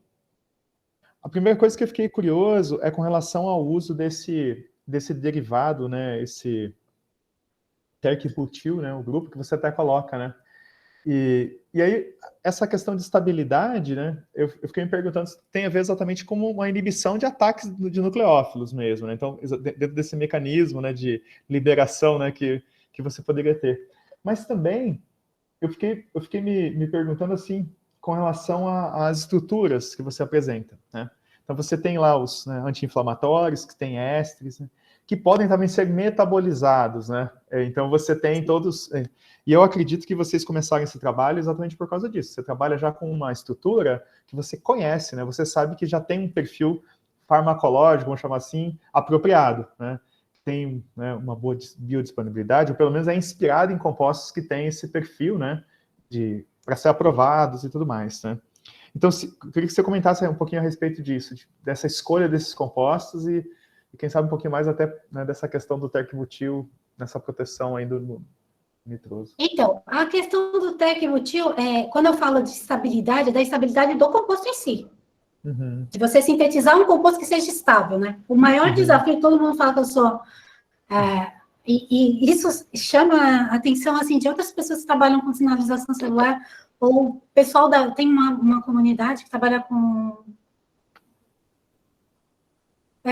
tanto a parte biológica quanto médica de óxido nítrico, é o desafio de você sintetizar S-nitrosóis estáveis, né? Uhum. Então, a estabilidade dos terciários, ele tem a ver com as duas metilas, né? Uhum. Que você tem no carbono.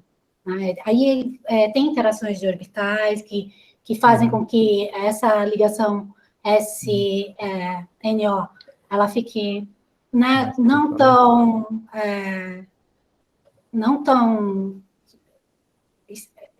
mais estável do que seria num primário, tá certo? Então, tem a ver com a questão das duas metilas, as interações orbitalares dá para mostrar, né, bom, isso está bem escrito. Análise orbital molecular, teórico, que mostra que a estabilidade tem a ver com isso. Quanto à questão da escolha do desenho do modelo dos compostos. Quando eu pensei em sintetizar a primeira série, que é essa que eu mostrei para vocês os resultados, o que me chamou a atenção foi a estrutura do SNAP, né? Que é quem até hoje, se vocês pegarem trabalho que foi publicado hoje, né, que envolva sinalização celular, envolvendo doação de óxido nítrico, eles sempre usam o SNAP, nem que seja como composto modelo, né? Então, assim, foi o esqueleto dele, né? Então, eu falei assim, bom, eu vou pegar o SNAP e vou sintetizar derivados de SNAP, né? E a minha ideia era exatamente reagir, né? A penicilamina com a anilina para... Então, você tem o mesmo esqueleto do SNAP, né?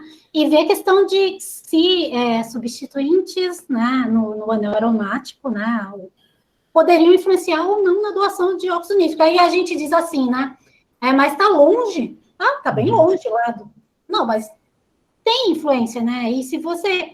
Assim, para mim, curiosamente, que estou estudando bastante agora compostos, que é na síntese de compostos que têm potencial biológico, que estão sendo confirmados, a gente sabe que tem muito composto clorado que dá, né? O cloro é um átomo que derivados clorados geralmente são bem-sucedidos aí nos testes para qualquer tipo de aplicação biológica, né?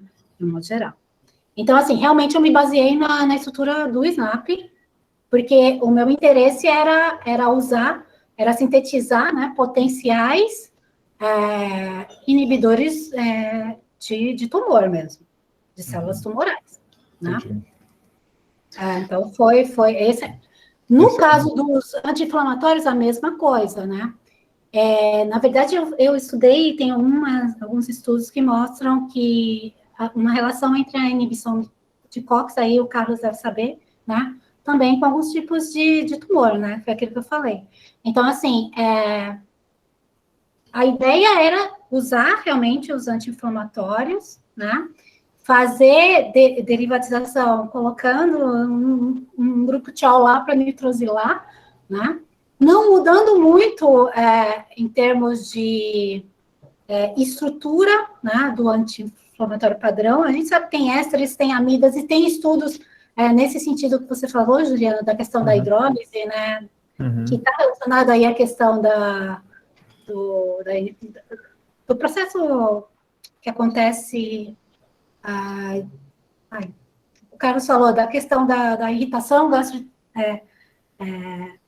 da irritação que causa, né, os anti-inflamatórios não esteroides no estômago, né? Então, tem essa questão também. Então, tem vários estudos, bom, a molécula, ela dissocia, né? E, na verdade, a minha intenção era sintetizar esses profármacos para ver se a gente consegue realmente analisar a atividade deles, né, como doadores de óxido nítrico, também fazendo essa correlação entre a inibição de COX e alguns tipos de tumor, né, principalmente tumor relacionado ao estômago. Mas, assim, realmente eu parto...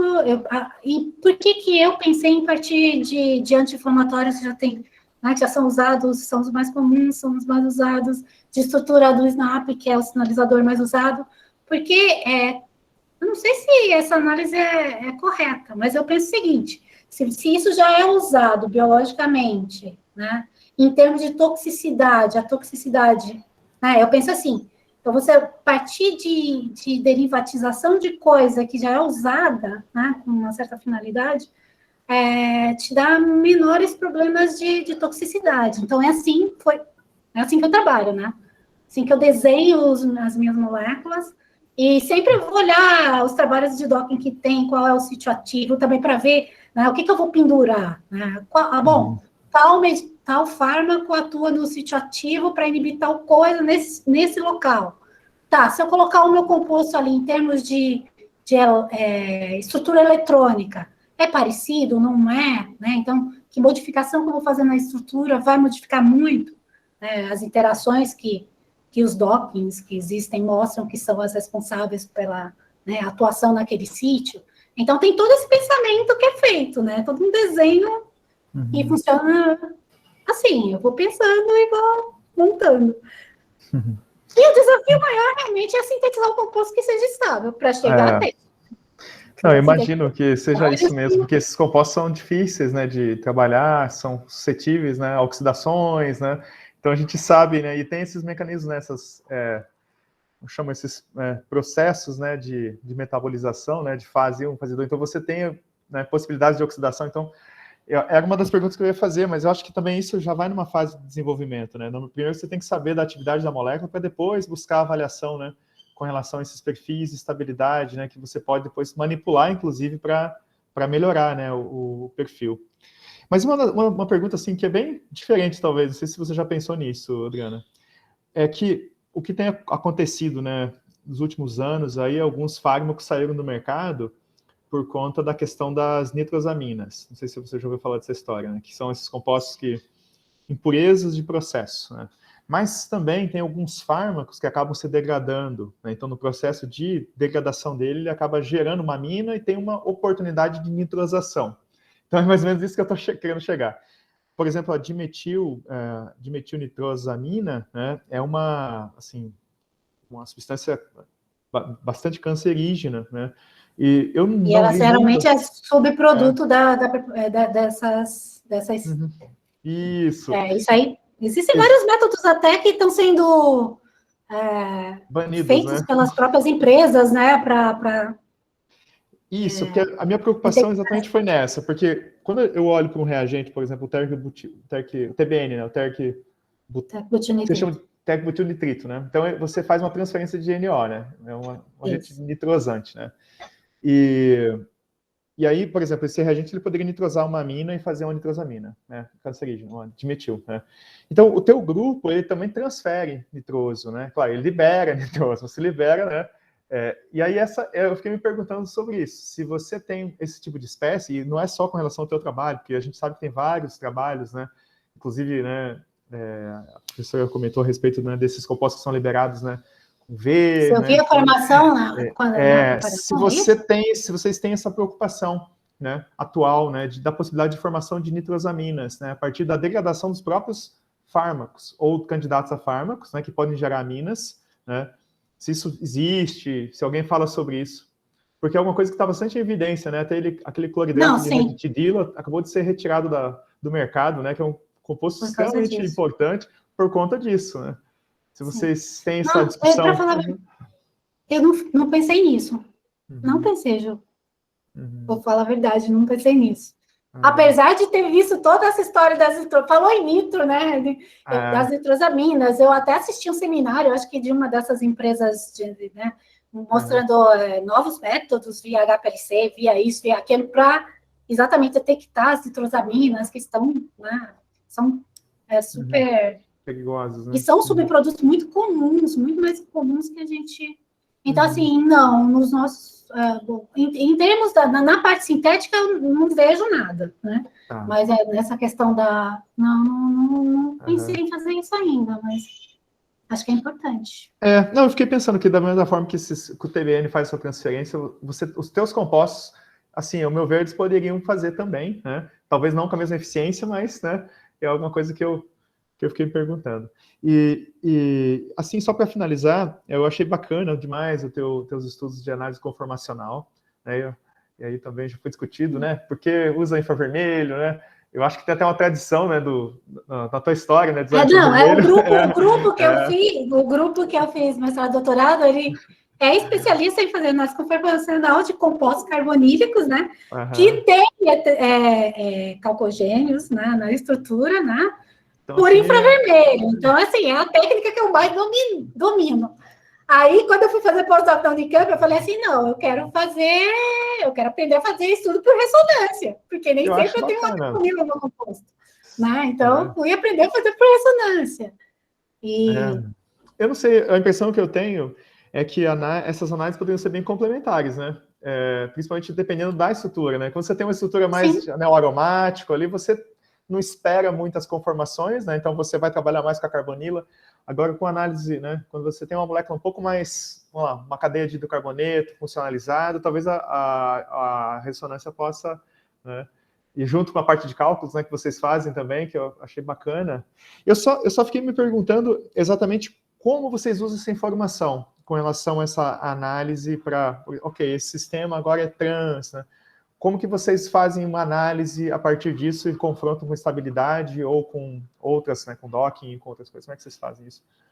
Então, na verdade, a ferramenta teórica eu uso para confirmar os dados fisicoquímicos experimentais que eu obtenho, tá certo? Seja os dados de infravermelho, então, assim, você calcula a frequência de estiramento da carbonila teórica e compara com a experimental, né? Então, assim, todos os modos vibracionais que dá para... então, no caso da ressonância, o que a gente faz? A gente faz o composto, sintetiza, faz a análise, sei lá, em solvente, muda a polaridade, e também você faz o cálculo do deslocamento químico, né? Aí você usa métodos que simulam o solvente, né? De simulação para ver efeito de solvente. Então, assim, né? Então, você associa os dados experimentais, você tem que ter, no meu caso, né? Eu uso os dados teóricos para confirmar, constatar e dizer, olha, né? Tudo indica que é essa conformação, porque todo está batendo tudo, né? Então, assim... Você racionaliza, né, os dados. Eu fiquei mais... Com isso eu entendi. Eu estava perguntando mais a respeito disso. Ok, agora eu tenho essa informação, né, a respeito, né, da conformação mais estável e tudo mais. E aí, como que eu passo para a próxima etapa, que seria uma etapa de aprimoramento das moléculas ou, né, a atividade, mais ou menos nesse sentido, sabe? Como é que é o caminho?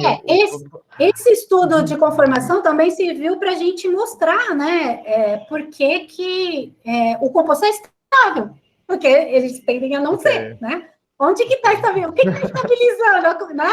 Esse composto, você sintetiza ele, você pode guardar até na geladeira normal, porque o próprio SNAP, que é o usado, né, para fazer esses estudos de sinalização celular, ele é guardado em freezer menos 80. Então, assim, para transformar isso num... Se eu sonho em achar um quimioterápico um dia, quem sabe, né? Eu tenho que pensar em algo que seja estável. Como é que você vai manipular um medicamento que não é estável, né? Entendi. Então, é todo um cuidado, né, que você tem. E você tendo a conformação mais estável num meio, se você sabe, por exemplo, o meio biológico geralmente é meio aquoso, né?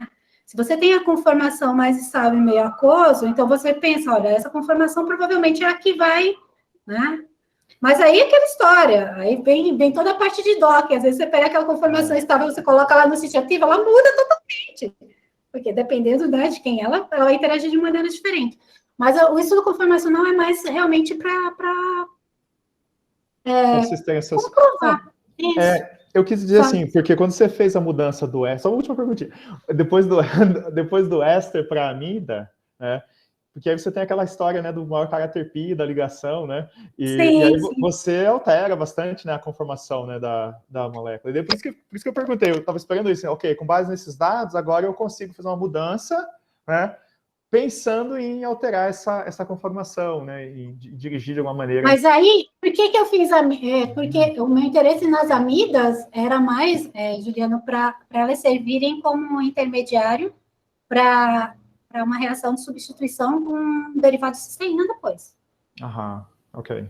Um grupo de partida. Mas aí eu peguei essas amidas, tem amidas inéditas ali, e fiz os testes da inibição de COX, né? Falei assim, bom, estamos aqui, vamos lá, né? E as amidas também apresentaram uma resposta bacana, sabe? Frente a esse kit conhecido aí pelo Carlos. Muito legal. Bom, finalizar então só te agradecendo e parabenizando aí pelo trabalho de vocês. Espero que venha nos visitar, né, Ana? Quando puder, né? Aqui em Ribeirão. Acho que agora está rolando colaboração, iniciando colaboração, vai ter mais do que motivos para nos visitar, né? Obrigado, Ana. Com certeza.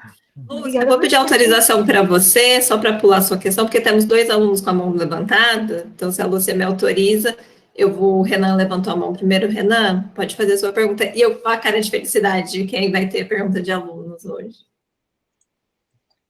Oi, tá dando para me ouvir? Ah, sim, pode falar, Renan.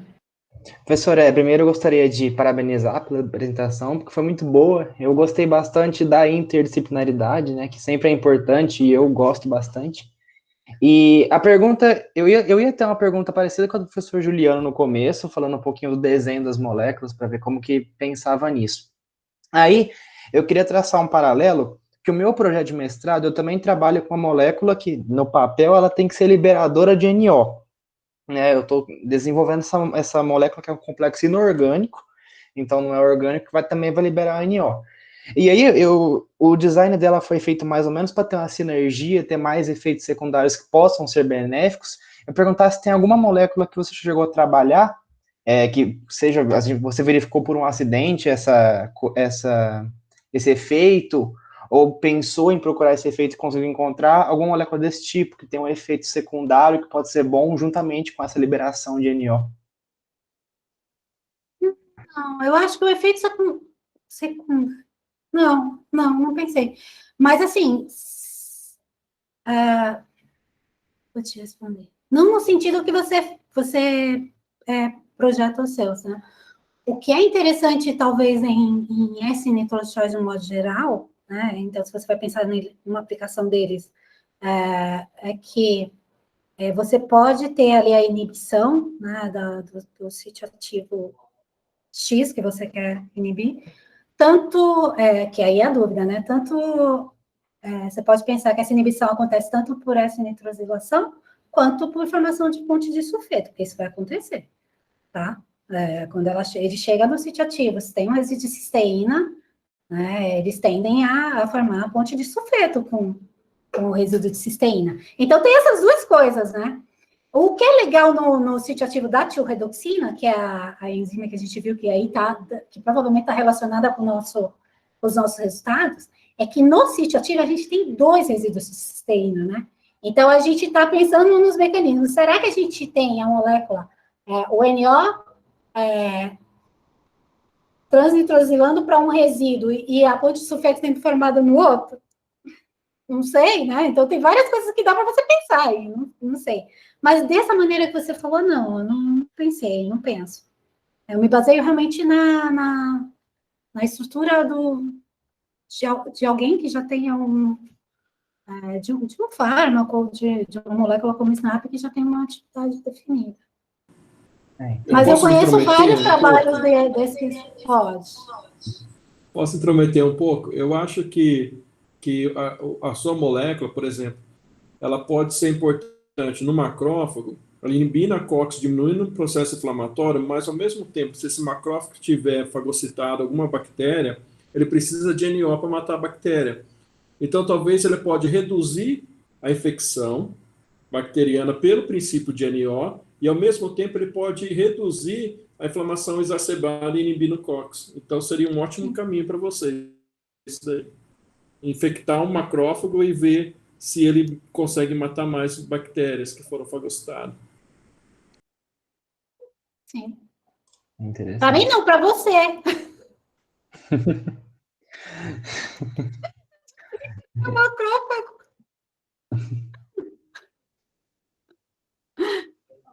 Renan, quer fazer mais alguma pergunta? Não, era isso mesmo, mas deu para entender certinho. Obrigado, professora. E parabéns pela apresentação. Eu agradeço a sua pergunta, Renan. Agora, o Guilherme também está com a mão levantada. Guilherme, quer fazer a sua pergunta? Pode ser. Oi, professora Adriana. Também parabenizar pela apresentação, foi muito legal. Como todos falaram, a tal da interdisciplinaridade, né, o que mais chama atenção.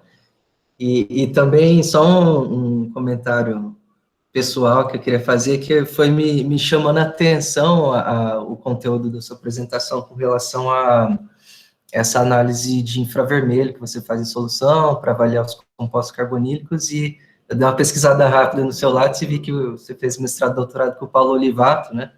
Então, eu sabia que já tinha ouvido falar disso de algum lugar, que eu fui vizinho de laboratório lá, eu fiz meu mestrado com a Antônia, lá no Bloco 5. Isso. Mas em relação à pergunta que eu queria fazer, o Juliano acabou fazendo uma pergunta mais ou menos parecida,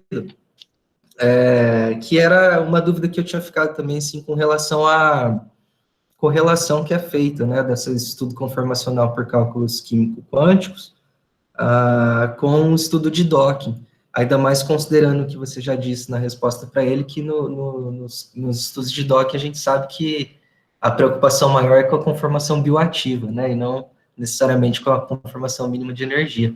E daí, em adição, queria só acrescentar e perguntar, assim, quais programas de docking você costuma usar, ou se você procura se preocupar com algum parâmetro mais específico para fazer as simulações, e também se vocês já consideraram, né, no seu grupo, fazer estudos de dinâmica molecular para tentar avaliar ainda mais com um pouco mais de profundidade também essa dinamicidade, né, que o composto pode ter ali ao se ligar o sítio de interesse. Então, na verdade, o docking, quem está fazendo, para mim, né, é uma pós-doc do professor Hugo, que trabalha com isso, né?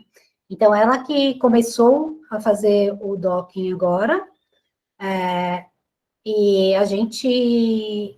Eu não vou saber te dizer qual é o programa, mas, assim, eu não faço docking, né? Eu não faço docking, eu trabalho com análise conformacional de moléculas via métodos ab initio e eu não faço docking, também não é uma coisa difícil de fazer, né? Eu vi que é bem mais fácil até do que fazer o estudo que eu faço, mais simples, né? E dinâmica molecular, essas coisas. Mas, assim, o que é legal é você já ter a conformação mais estável do composto para você usar como input no docking, né? Pelo menos foi o que me disseram. Você tem a conformação de mais baixa energia dele, a mais estável, né? Então, é maravilhoso para você iniciar uma docagem com ela, né? Mas, realmente, não dá para fazer esse tipo de associação, não, né? Entre a conformação que você obtém ali no estudo conformacional com a conformação que vai se encaixar no sítio ativo. Isso aí não dá para fazer esse tipo de relação, não. Tá? Mas eu não sei qual programa de docking que ela está usando, não. Sei que ela está finalizando, eu vi os resultados, né? Chegaram para a gente os resultados há 2 semanas do caginatioredoxina redutase.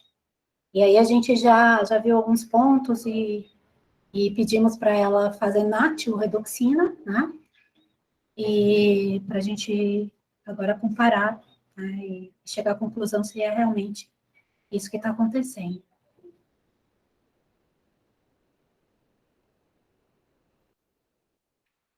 Obrigada também, Guilherme, pela sua questão. Lúcia. Adriana, a sua apresentação foi muito elogiada. Eu gostaria também de elogiar a didática, né?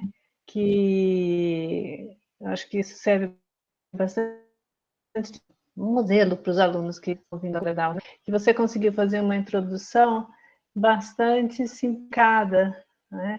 A gente conseguiu entender de onde você partiu, né? Depois você fez um aprofundamento na sua área, né? E chegou assim a mostrar uma aplicação. Então, acho que isso aí assim é um modelo de seminário que assim que a gente deve seguir, né? Para os nossos alunos e nós mesmos. Então, foi muito bom, tá?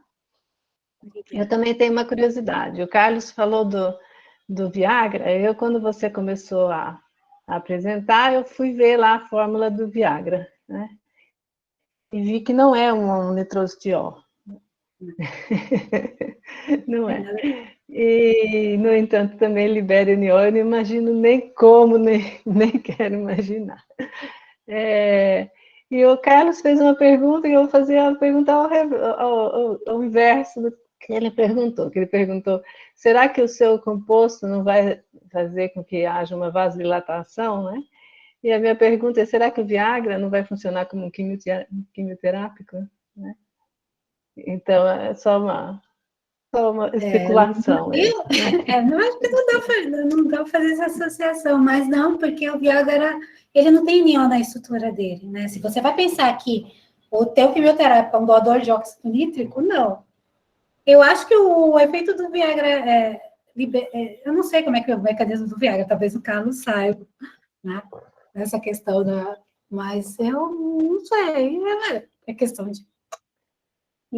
Só uma provocação. E uma outra coisa também que eu fiquei assim, pensando que se tudo correr como vocês esperam, vocês vão chegar num composto estável e vão chegar no medicamento, né, no fármaco. O que nós, né, o que a ciência, o que o cidadão vai ganhar, assim? Porque a gente já tem quimioterápicos, né? Então, o que isso vem a acrescentar com aquilo que já tem? Porque eu não tenho ideia de como que são os quimioterápicos atualmente. O que isso então melhoraria ou mudaria no que já existe? Então, quando eu pensei em fazer testes em tumor de mama triplo positivo, né? Esse tipo de célula, ela tratamento dela, né? Geralmente são tratamentos paliativos, né? Eu não sei se eu estou falando besteira, né? Eu não sou médica, mas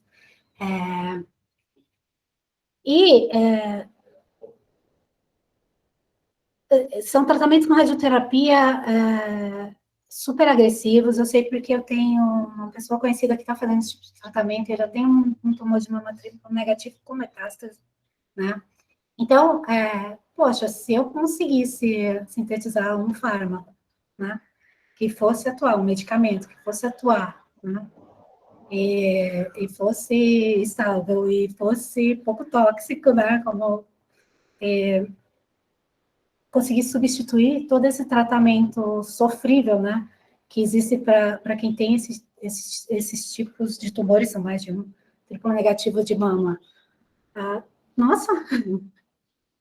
Né, se mata o tumor, seria agora, mas a gente sonha, né? A gente vai sonhando. Se espera efeitos colaterais mais suaves, né? Ou não ter o que eu efeitos colaterais. espero. Então, assim, aquilo que acho que a gente não falou, né? Eu já parto de uma estrutura de alguém que já é usado para tentar, né, diminuir toxicidade. A gente sabe que dependendo do grupo que você pendura, da modificação que você faz, isso pode não adiantar, mas já é um indício de que você está indo num caminho, né? Você está partindo de alguma coisa que funciona, né? Tem tantos fármacos que estão sendo, eu não sei talvez o Juliano saiba qual é o termo que usa, usado, aquilo que, da questão do Viagra, usado para uma coisa, e era usado para uma coisa, agora está sendo usado em outra, né? Reposicionado. Reposicionamento de fármacos, isso é muito comum hoje em dia, né? Então, mas o que eu queria era isso, né? Era conseguir um medicamento quimioterápico que menos agressivo. Que funcionasse e fosse menos agressivo do que as terapias que a gente tem hoje. Perfeito. É isso. Obrigada, Adriana. Perfeito. Adriana, bom, eu tinha algumas questões, mas estamos já, né, avançados no nosso tempo e, né, preciso encerrar, mas tenho certeza que a gente ainda vai se encontrar pessoalmente, né, a gente vai ter bastante para discutir. Você viu, né, o quanto, né, a gente consegue, poderíamos continuar aqui ainda por muito tempo, né, falando sobre a temática do seu seminário, né, que realmente foi muito interessante, tenho certeza que acrescentou muito aos nossos alunos, ao nosso programa de pós-graduação, né, aos colegas que aqui estão. Então, queria, né, em nome do programa de pós-graduação em Química da USP Ribeirão, te agradecer novamente pela apresentação e, né, deixar o convite para a sua visita presencial, assim que a gente consiga, né, ter condições sanitárias para isso. Eu que agradeço mais uma vez o convite, vai ser um prazer. Pessoal, então, boa tarde a todos. Tchau, tchau, bom final de semana, nos vemos na semana que vem. Tchau. Tchau, gente. Tchau, tchau. Tchau, pessoal, boa tarde.